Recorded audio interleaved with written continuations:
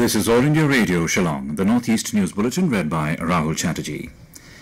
Electioneering has reached a feverish pitch in Mizoram as leaders of various political parties are leaving no stone unturned to woo the voters. Yesterday, BJP National President Amit Shah and Congress President Rahul Gandhi campaigned in different constituencies in Mizoram. Addressing the rally at Longklai, he said that the BJP would give priority to overall development of the state and accused the Congress of sidelining the rural areas and the people, keeping them in a state of poverty. Mr. Gandhi, addressing a rally at Champai, accused the BJP and RSS of trying to destroy the culture of Mizoram.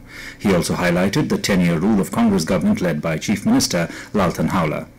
Mr. Gandhi assured to make Mizoram the gateway hub of eastern India and create 11,000 new jobs. National President of National People's Party and Meghalaya Chief Minister Conrad K also reached Mizoram yesterday to campaign for his party candidates.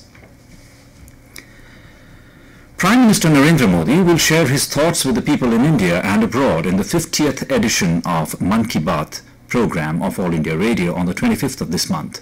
Mr. Modi has been raising a number of important issues through the monthly program. In his Mann Ki Baat address in August last year, he urged the country's youth to concentrate on outdoor sports and spoke about government's unique initiatives like Sports Talent Search Portal for nurturing sporting talent.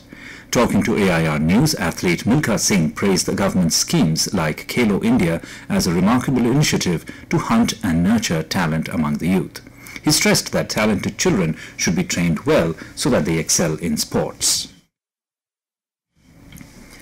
A bill was introduced in the Khasi Hills Autonomous District Council on the first day of its winter session in Shillong yesterday to penalise non-tribals who claim to be Khasi tribals. Chief Executive Member of the Council, H.S. Shilla, placed the bill before the Council at the Council's chamber.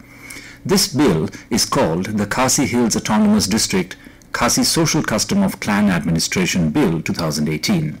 According to the bill, a non-tribal claiming to be a member of the Khasi tribe by taking a Khasi surname for economic and personal interests will face a jail term of 3 years along with a fine of up to 1 lakh rupees.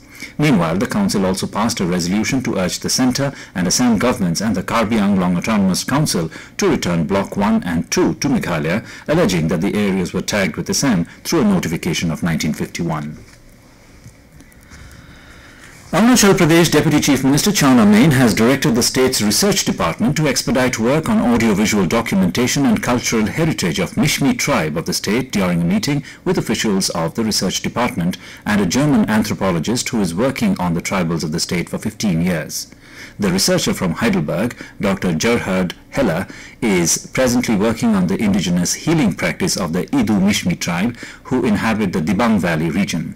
Heller had already documented the traditional healing systems of other tribes such as Miju Mishmi, Digaro Mishmi, Monpa and Galo tribes of Arunachal Pradesh.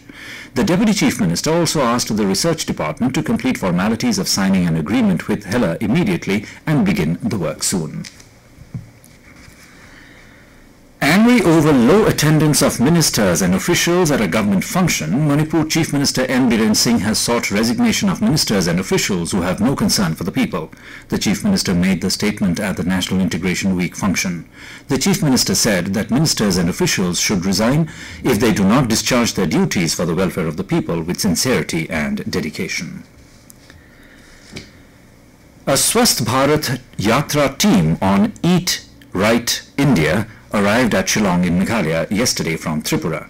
The team was welcomed by the State Joint Commissioner of Food Safety, S.N. Sangma, who received the baton on behalf of the Meghalaya government. The team will organize various activities during their 3-day stay in Shillong. The Swasth Bharat Yatra was initiated by the Food Safety and Standards Authority of India with an objective to propagate the message to the people on the importance of eating right in order to stay healthy. And with that, we end the Northeast News Bulletin, which came to you from All India Radio, Shillong. Have a nice day.